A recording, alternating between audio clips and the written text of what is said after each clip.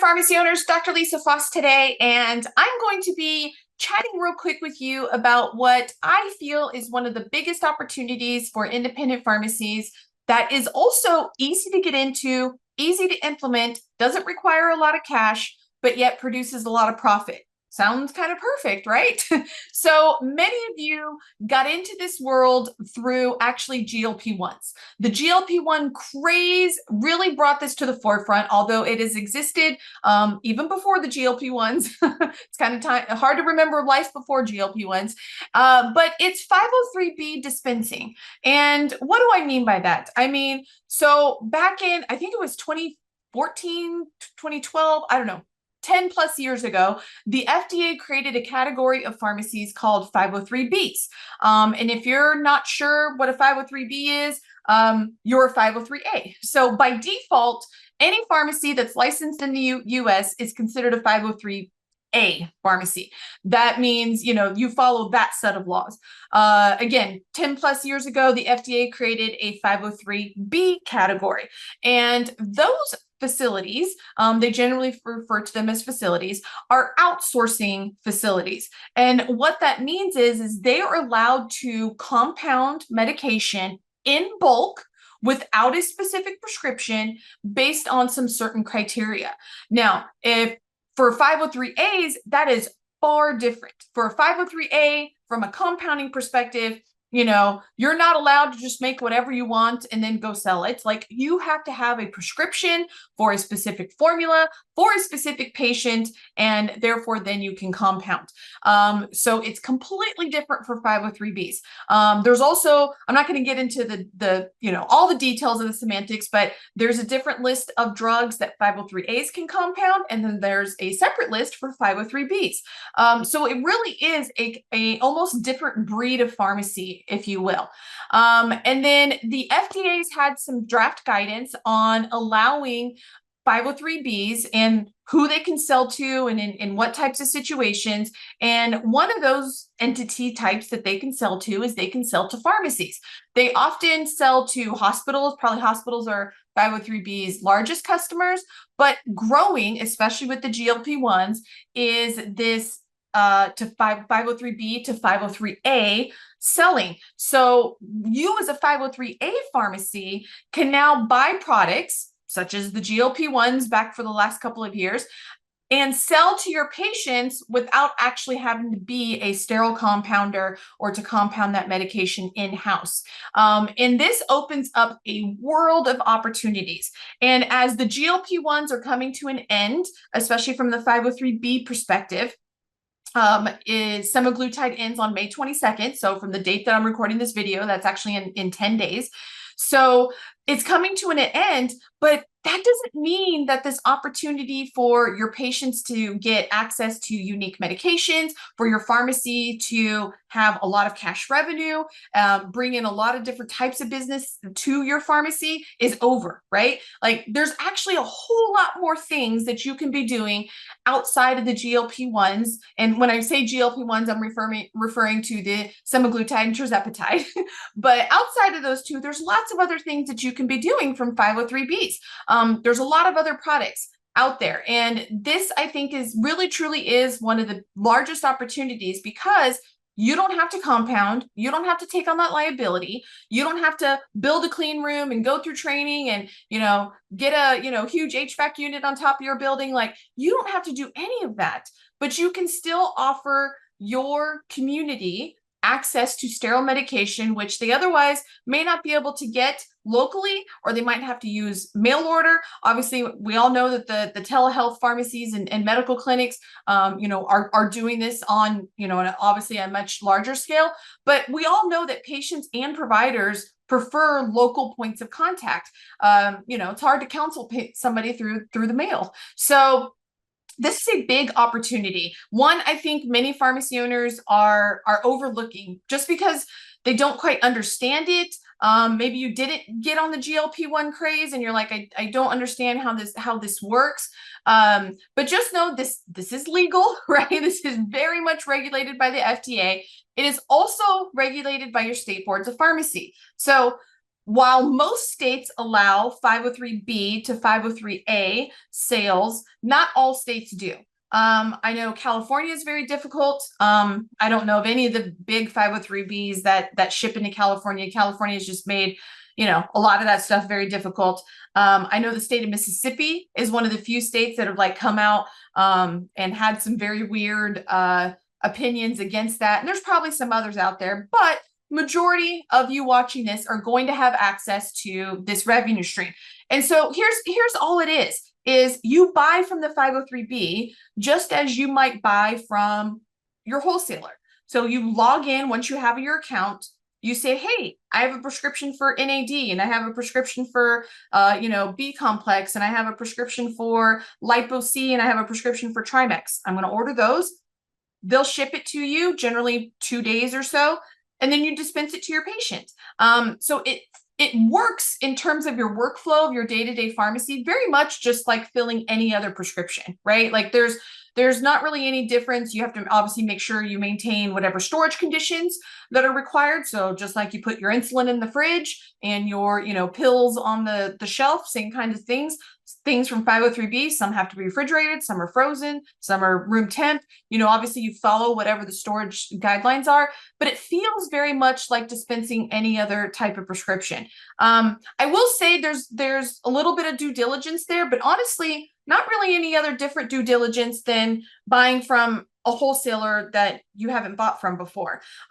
So for those of you that, buy 100% of your stuff through the big three, one, you probably shouldn't be doing that. Two, you obviously did due diligence, although, it's hard to say you need to do due diligence on Cardinal, but like, who they are, they're a big company, they're licensed to wholesale. But if you were to buy from a secondary wholesaler or a niche product wholesaler that you haven't heard of before, you're probably going to just check them out. Like if some guy says, hey, give me your credit card and I'll ship you 10 boxes of Ozempic for $800, do you just give them your credit card? No, you don't. You're like, hey, what's your name? What's the company? Let me go look you up, that kind of stuff, right? You would do those kinds of things. Same things for the 503Bs. Actually, the FDA makes it really easy to do your due diligence with the 503B. They have all of their 503B registered facilities right on their website. You can look at their 483s. And if you're not sure what a 483 is, it's when a facility is inspected by the FDA. Whatever findings that they find on there is on the 483. Pretty much everybody gets a 483. Like even big manufacturer companies get 483s, right? Like getting a 483 in itself does not mean like, oh my gosh, that company's bad, but you want to read the 483. I've read some of these 483s. Some of these 483s read like a horror story. Like I wouldn't give my worst enemy drugs from those places. Obviously, FDA takes further actions on those. Others are like, hey, the label, was, not on this, this bottle sat out for a minute longer without a label than what it was supposed to or whatnot. Like, sometimes they're really benign kinds of things. So you look at the website, make sure they're registered. You make sure where their warehouse is. One of the things that I've noticed, or I've heard, I guess I should say, about some of the, black market drugs in there and like how they get into supplies is there's people impersonating legit companies, whether it's wholesalers or 503B pharmacies. They'll say, yeah, hey, I, represent, Smith Pharmacy, and we're a super awesome 503B. Place your order and I'll ship it to you. And like the company address is different than what the address shows on the website, that kind of stuff. So again, you just gonna want to check your stuff, and then that's pretty much it. Like once you've verified, like, yeah, I'm buying from legit 503B, you create your account, you create your portal, and you start ordering, and that's it. It's really not that hard. I know I've talked to a lot of pharmacy owners this week, kind of like about what's their hesitation. And that was really it. They're like, I just don't know what to expect. So what I recommend for you is, one, join Pharmacy Badass University because you get discounts. You don't have to, but I recommend it. Not only will we give you discounts with some of the bestest 503Bs out there, you obviously get lots of other things as a part of membership. But first step is to create your account with 503Bs. And just like with wholesalers, I think you should have multiple 503Bs. Many of them specialize in certain areas or kind of have a specialty, their claim to fame. I'll just review the 503B partners that we have for our members. And the first one is Olympia Pharmacy. Their kind of claim to fame is like wellness. They have a very large catalog of products that deal with, weight loss, lifestyle, like erectile dysfunction, those kinds of things. So they're kind of like wellness and optimization. So they have a fairly large catalog of products that they can make on the 503B side. They do have liraglutide, which is the daily GLP-1 that you can do. They do have Smorlin. They are actually out of stock right now, but they do normally have it. So they have a nice catalog of broad things, kind of in that wellness optimization, lifestyle types of products.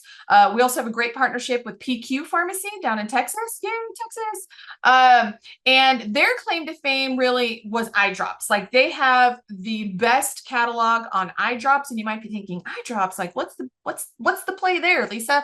Cataract surgeries, hundreds, well, nationwide, thousands, tens of thousands of surgeries happen every week.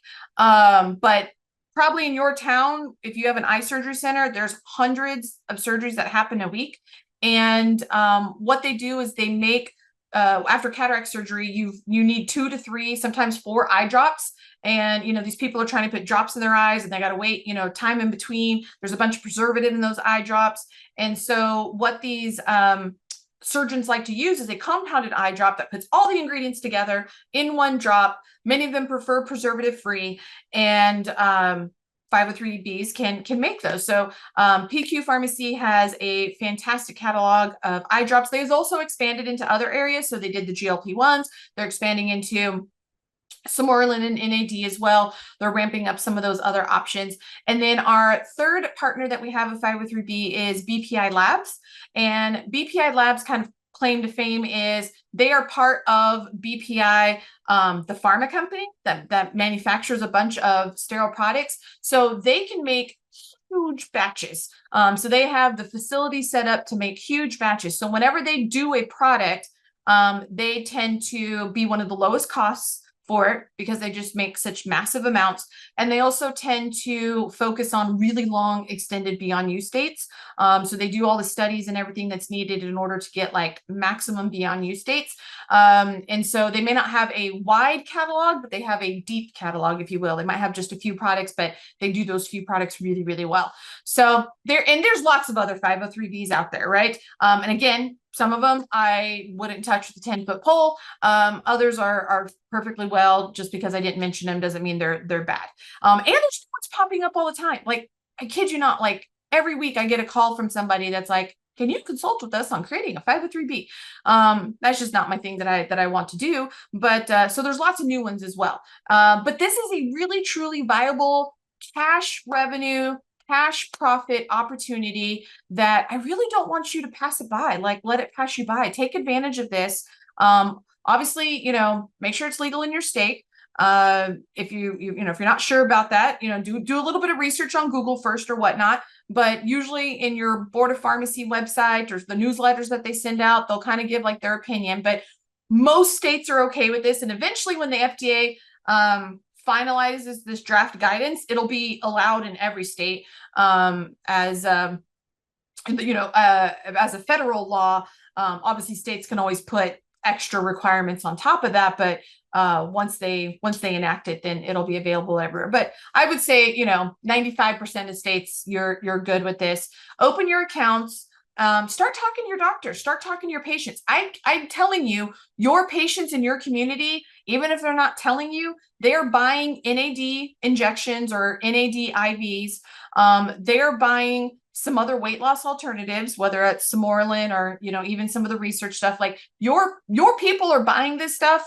They're just not buying it from you because you haven't been able to sell it. So now this is your opportunity to be able to sell it. So if you have any questions about 503B dispensing, we're actually doing a wonderful webinar with Olympia. So if you missed the live version of that, You can always catch the replay. You can also post your questions down below, and I'm happy to help you with this. But inside our membership, for those of you that are listening that are members, we've got everything you need inside the membership. We've got tons of marketing templates. We've got order form templates. Obviously, we got all of our discount pricing and the discount catalogs. You can always obviously request something if there's something that you're looking for that we don't have. But we've got all the support you need to go out and be awesome at dispensing this and increasing those cash revenues and increasing that cash profit. So that's it. Talk to you guys later. And don't forget to post below any questions or comments. I do read them and I am happy to answer them for you. So adios, everybody. Until next time. Bye-bye.